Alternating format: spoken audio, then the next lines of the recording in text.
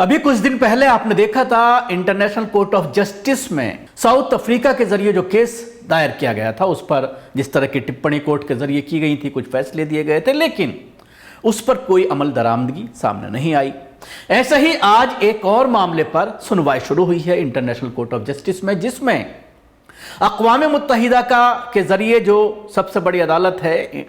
International court of justice, इसमें इस चीज पर आज से सुनवाई शुरू हुई है और उम्मीद की जा रही है कि यह सुनवाई 5-6 दिन लगातार चलेगी, जिसमें इजराइल के जरिए फिलिस्तीन पर जो कब्जा किया गया है उसको आजाद किया जाए, उसको आजाद रियासत तस्लीम किया जाए। इस मामले को लेकर इस कोर्ट में अब सुनवाई होने वाली है। हालांकि मैं आपको बताना चाहूंगा कि इस कोर्ट से पहले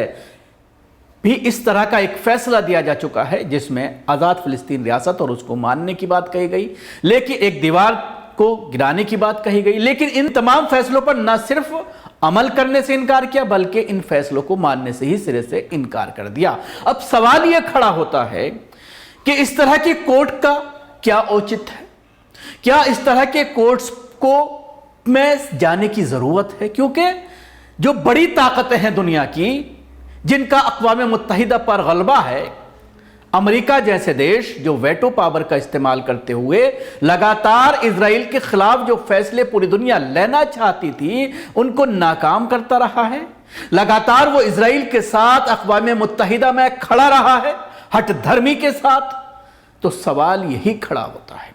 कि इस तरह के केसेस को इन कोर्ट्स में लेकर जाना, जहां पर अक़वाम मुत्तहिदा की इस तरह की कोर्ट में जो दुनिया में अपने आप को ताकतवर समझते हैं, जिनकी गुंडई पूरी दुनिया में चलती है, जिस मुल्क पर चाहते हैं हमला कर देते हैं, जिस मुल्क का चाहते हैं अकाउंट्स फ्रीज कर देते हैं, उससे ताल्लुकात ख़त्म कर देते हैं, सियासी सरगर्मियां और माशी सरगर्मियां पूरी तरह से ख़त्म कर देते हैं, उन देशों की जब तक ये दादागिरी और ये आतंक रहेगा तब तक इस तरह की कोर्ट्स के कोई फैसले का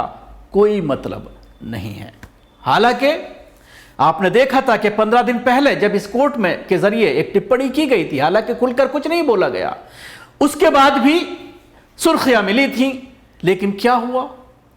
लगातार मजलूम मुसलमानों की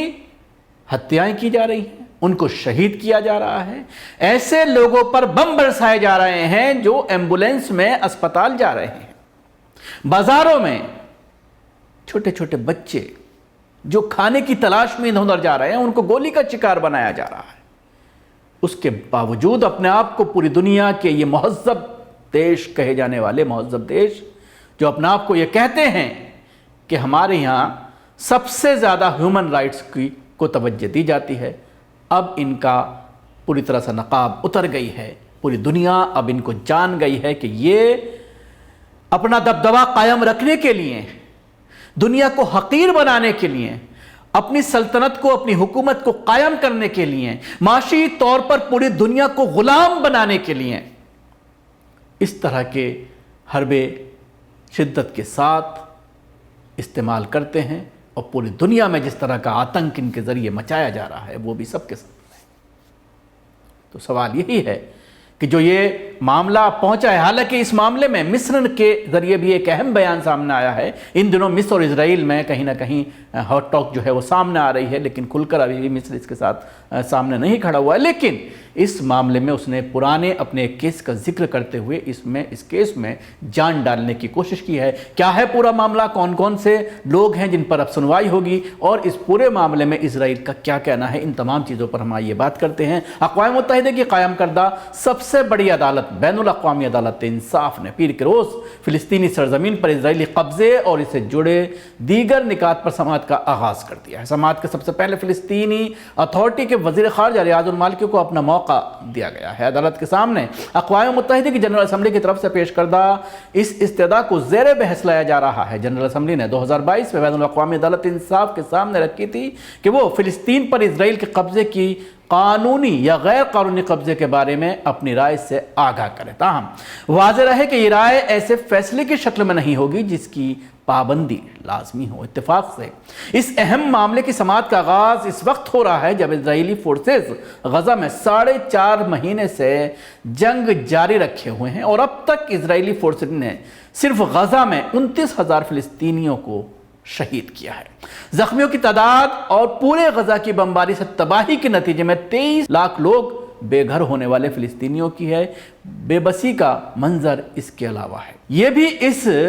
جنگ کے دوران ہوا ہے کہ جنوبی افریقہ کی ایک درخواست پر اسی بین الاقوامی عدالت انصاف نے اسرائیلی فورسز کے ہاتھوں فلسطینیوں کی نسل کشی کے معاملے کو دیکھا اور اسرائیل کے لیے حکم جاری کیا ہے۔ بین الاقوامی عدالت انصاف کی اس غیر معمولی سماعت کے دوران لگ بھگ 50 ملکوں کا موقف سامنے آئے گا۔ اپنی اپنی بات 50 ملک رکھیں گے، جبکہ عالمی سطح پر انسانی حقوق کے تحفظ کے لیے کام کرنے والی تنظیموں کو بھی اسرائیلی قبضے کے بارے میں اپنا موقف پیش کرنے کا موقع دیا جائے گا۔ سماعت کے لیے مجموعی طور پر 6 دن مقرر کیے گئے ہیں، جبکہ اسرائیل نے اپنا موقف تحریری طور پر عدالت کے سامنے پہلے ہی پیش کر دیا ہے۔ فلسطینی سرزمین پر اسرائیلی قبضے، ناجائز یہودی بستیوں کی تعمیر بھی زیر سماعت رہے گی۔ اس سے قبل 2004 میں یہی عدالت اسرائیل کی طرف سے اپنے فلسطین پر قبضے کو مستحکم کرنے کے لیے بنائی گئی علیحدگی کی دیوار پر بھی سماعت کی تھی۔ عدالت نے قرار دیا تھا کہ اس دیوار کو غیر قانونی ہونے کی بنیاد پر گرا دیا جائے، تاہم یہ دیوار آج بھی جیوں کی تیوں کھڑی ہے۔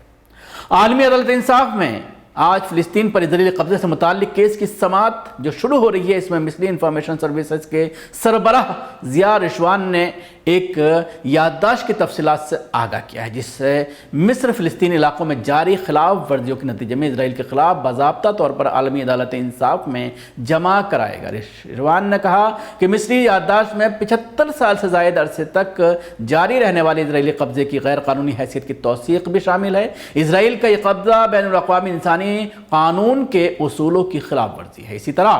زمینوں کو ضم کرنے، گھروں کو مسمار کرنے، فلسطینیوں کو بے دخل کرنے، ملک بدر کرنے اور بے گھر کرنے کی اسرائیلی پالیسیاں بھی عالمی انسانی قوانین کو پامال کر رہی ہیں۔ اب دیکھنے والی یہ بات ہوگی کہ اس میں جو 6 دن تک لگاتار یہ سنوائی ہونے والی ہے، تو اس کے بعد جو فیصلہ آتا ہے اس پر اسرائیل کا کیا رد عمل ہوگا، کیونکہ ظاہر سی بات ہے جو اقوام متحدہ ہے، اگر اس کی کوئی کورٹ ہے، اگر اس کی کوئی عدالت ہے، انٹرنیشنل کورٹ آف جسٹس ہے، تو جسٹس جب تک پورا نہیں ہوتا، جب تک اس کے ذریعے دیے گئے فیصلوں کا نفاذ عمل میں نہ آئے، اور ظاہر سی بات ہے اس کو نافذ کرنے کے لیے دنیا کی جو سپر پاور طاقتیں ہیں ان کو قدم اٹھانے ہوں گے، اور ایسا بالکل بھی ممکن نہیں ہے کہ یہ اسرائیل کے خلاف کوئی قدم اٹھائیں۔